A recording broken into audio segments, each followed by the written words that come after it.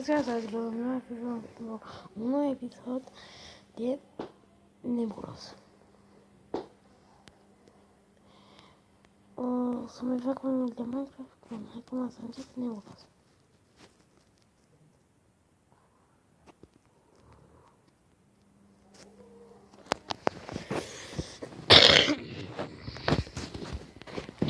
Bună ziua tuturor! Asta eu o să fac punctul level 89 de pe cum ați început și astăzi doar level 1, precum am făcut în episodul de creat de Nebulos, căutați mai de Gaming Grow.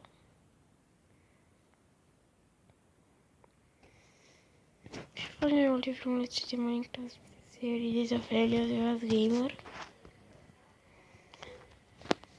Sper că știți să-i gai.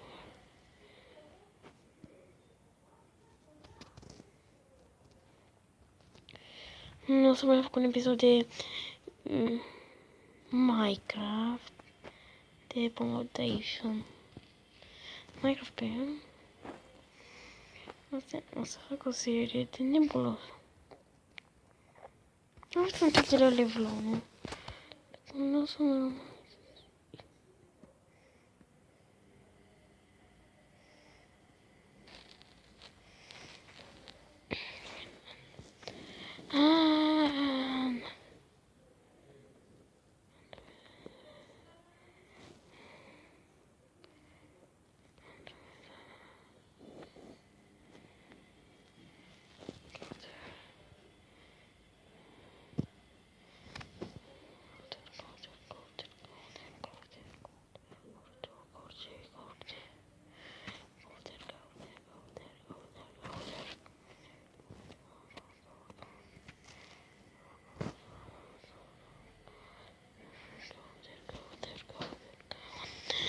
Bună ziua! Eu încerc să mănânc pe silicon, dar cred că silicon asta pe ce sau Austin. Austin, nu știu ce crezi așa mare. Ce surprinde sunt cod, nu e neapărat să vă despărți când sunteți în cod. Pentru că puteți ca pe unul și după o să fiți... Poate vine unul mai mare la voi și pe aia vă mănânc cu pana asta, nu mă mănânc. Sei cum e, cu spune și vine ce crezi asta.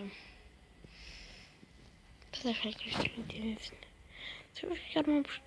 Eu vreau să mă duc pe diversiune. Cât de 500 măcar, da. Deci, imunitate. Ting, ting, ting. Oh, poate de Austin. Mie mi-e frică de Austin. Ajută. Vector, vaca. Cum face vaca? Cum face? Cine face mă? Cine face pe? Eu fac mă. Eu fac da, ordinare. Da. Mie nu mi-e plăcut scorul ăsta. Vreau să-și vedeți 23.